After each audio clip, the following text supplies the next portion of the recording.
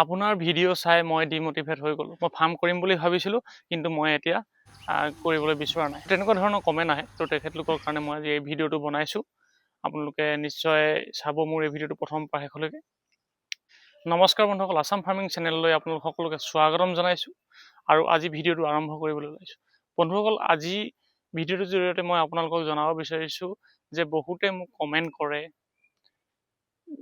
মই যেতিয়া ভিডিঅ'বিলাক দিওঁ। মোৰ যোৱাবাৰ যিটো মৰ্টেলিটি আহিছিলে, গোটেই ফাৰ্ম মানে ধ্বংস হৈ গৈছিলে। তো যিবিলাক মই ভিডিঅ' দিওঁ বা ফটো দিওঁ, তো কিছুমানে কমেণ্ট কৰে ফেচবুকতে হওক বা ইউটিউবতে হওক, তো যে মই আপোনাৰ এই ভিডিঅ'টো চাই কিনি মই আগৰ ভিডিঅ'বিলাক চাই কিনি মই ফাৰ্মখন কৰিবলৈ আৰম্ভ কৰিম বুলি ভাবিছিলোঁ।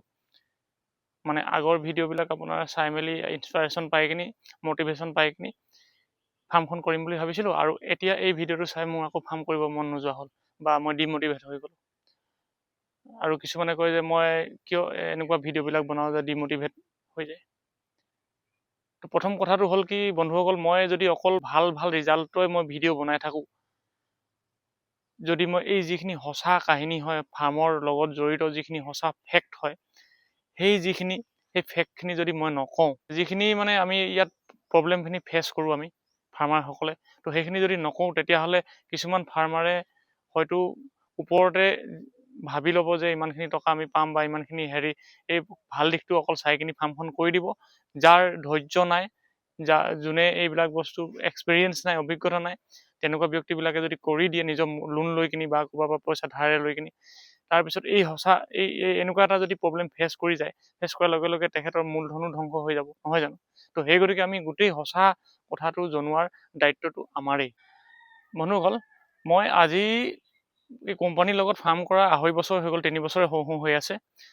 তো এইকেইটা মানে বছৰত বা এইখিনি সময়ত কোম্পানীৰ লগত ফাৰ্ম কৰি ধৰক মই যথেষ্টখিনি মানে মোৰ নিজৰ অভিজ্ঞতাও হৈছে আৰু মই শিকিছোঁ বহুতখিনি, আৰু মই আপোনালোকৰ আগত শ্বেয়াৰো কৰি আছোঁ আগৰ পৰাই, আৰু কৰিও যাম ভৱিষ্যতলৈ, যাতে আন 10জনৰো মোৰ লগতে আন 10জনৰ সহায় হওক। কিন্তু কথাটো হ'ল কি, বহুতে আমাৰ ভিডিঅ'বিলাক চাই কিনি ফাৰ্ম কৰিবলৈ আৰম্ভ কৰি দিয়ে, আৰু বহুতে কৰিছেও, মোক ফোনো কৰে, বহুতে মোক মাতিও আছে, কিন্তু মইহে সময় দিব পৰা নাই, যাব পৰা নাই। আৰু তেখেতলোকে মোৰ ভিডিঅ' চায়ে তেখেতলোকে নতুনকৈ ব্ৰইলাৰ ফাৰ্ম কৰিলে, কোম্পানীৰ লগত কণ্টেক্ট কৰিলে, ফাৰ্ম কৰি আছে, 1খনৰ পৰা 2খন 3খন তেনেকৈ কৰি আছে। আৰু এতিয়া কিছুমান কি হয়, মইহে তেখেতলোকক সুধিবলগীয়া হয় কিছুমান ক্ষেত্ৰত, তেনেকুৱা হৈ গৈছে। তেখেতলোকৰো ইমান অভিজ্ঞতা হৈ গৈছে, আৰু মই যিটো পাওঁ তাতকৈ 3 গুণ 4 গুণ পইচা তাহাঁতি পায়। কাৰণ কেলৈ, মই ফাৰ্মত বেছি সময় দিব নোৱাৰোঁ, মই বেলেগ এটা কামত বিজি থাকোঁ, সেই গতিকে, আৰু মোৰ ইয়াত কাম কৰা মানুহো মই পোৱা নাই। কিন্তু তেখেতলোকে যিহেতু নিজে সময় দিব পাৰিছে, আৰু সেইকাৰণে খুব ভাল এটা ৰিজাল্ট হৈছে। আৰু বহুতে হয়তো এনেকৈ ভিডিঅ' চাই কিনি ফাৰ্ম কৰি তেখেতলোকে ফাৰ্ম ধ্বংসও হৈছে, ফাৰ্মৰ পৰা নিজৰ মূলধনো গৈছে। তো সেই গতিকে মই ভিডিঅ'টো এইখিনি আপোনালোকৰ কমেণ্টৰ ওপৰতে বনাইছোঁ। কিন্তু মোৰ এই যোৱাবাৰ যিটো বেয়া হোৱাৰ কাৰণে মই যিখিনি ইনফৰ্মেশ্যন ভিডিঅ' বনালোঁ, মই ব্ৰইলাৰ ইমানখিনি মৰ্টেলিটি আহি গ'ল, বহুত মৰিলে, তো তেনেকুৱা ধৰণৰ ভিডিঅ'বিলাক। তো এই ভিডিঅ'বিলাক বনালে বহুতৰ হয়তো মনটো ভাঙি যায়, যিসকলে মানে ফাৰ্মটো কৰিম বুলি ভাবে, কিন্তু নবনায়ো উপায় নাই।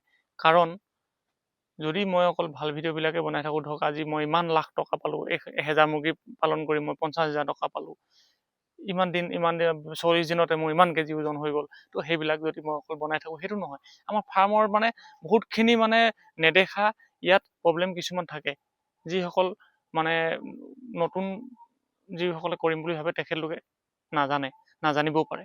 তো ইয়াৰ সেই ফেক্টখিনি মই জনাবলৈ চেষ্টা কৰি থাকোঁ। কাৰণ কেলৈ, এজন মানুহে ইমানখিনি ডাঙৰ ফাৰ্ম এখন 1000 কেপাচিটি হওক বা 2000 কেপাচিটি ফাৰ্ম এখন বনাবলৈ হ'লে মানে 1.5 লাখৰ পৰা 2 লাখ 2.5 লাখ টকা খৰচ হয় গোটেই ঘৰটো বনাওঁতে, আৰু নিজৰ সময়খিনি আছেই।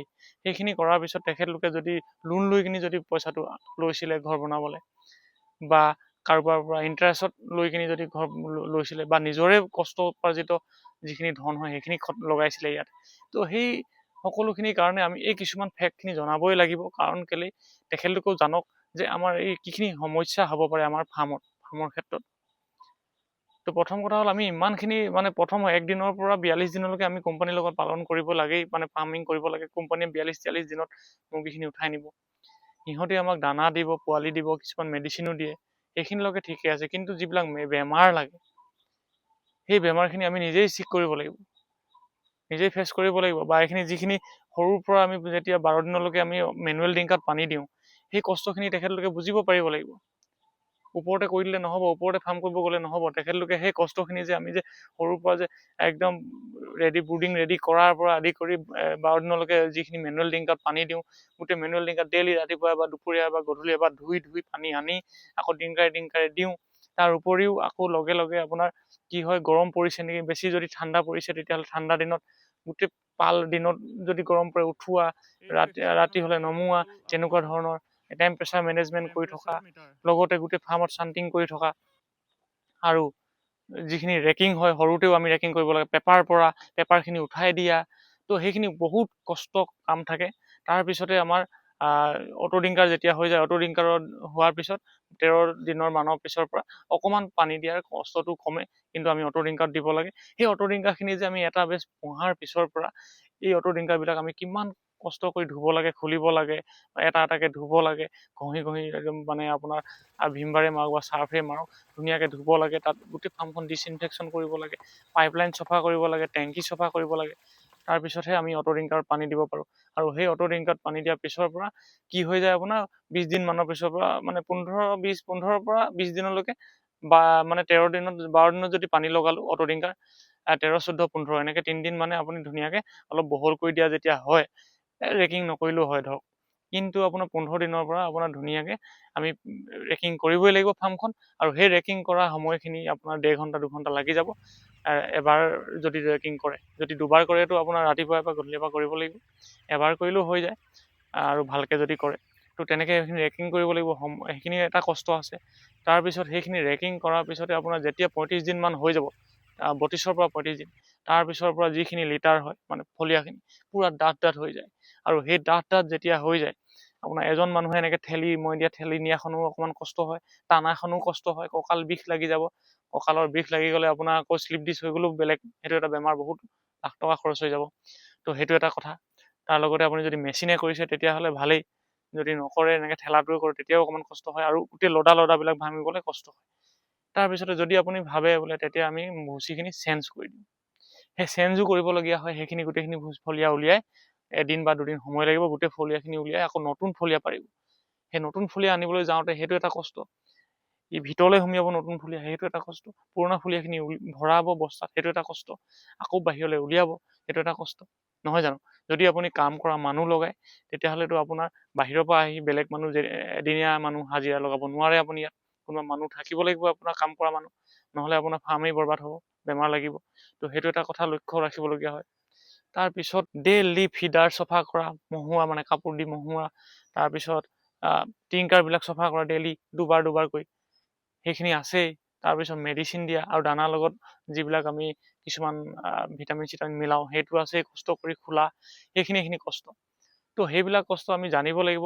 তাৰপিছতে আকৌ যদি বেমাৰ লাগি যায়, এতিয়া মোৰ যোৱাবাৰ যেনেকৈ বেমাৰ লাগি গ'ল, মৰিলে গোটেইখিনি, খতম হৈ গ'ল, মানে মই এটকাও নাপালোঁ। মোৰ যিখিনি ফলিয়া যিখিনি মেডিচিন চেডিচিন আনিছিলোঁ, তাতে মানে লেবাৰ চেবাৰ লগাই মেলি 18 পৰা 20 হাজাৰমান টকা এটা খৰচ হ'ল। তো সেইখিনি এটকাও নাপালোঁ, গম পালেনে? তো সেইটো এটা খৰচ। তাৰ লগতে আপোনাৰ আৰু ডিমেটিভেট হৈ যাব, আৰু তেখেতলোকৰ মানে কি অৱস্থা হ'ব যিসকলে লোন লৈ ফাৰ্ম কৰে, ভাবকচোন। তো সেইকাৰণে মানে এই কথাটো মই এইটো কাৰণে জনাওঁ যে তেখেতলোকে ফেক্টটো জানক, তেখেতলোকে সঁচাখিনি জানক যে আমাৰ কি সমস্যাৰ সন্মুখীন হ'ব পাৰে ফাৰ্মত। সেইখিনি সমস্যা তেখেতলোকে যদি সন্মুখীন হৈও আগবাঢ়ি যাব পাৰে, যদি কেতিয়াবা দুটা বেচটো কণ্টিনিউ বেয়া হৈ যায়, তাৰপিছতো যদি তেখেতে ধৈৰ্য ধৰি কৰি যাব পাৰে, তেখেতলোকেহে কৰক।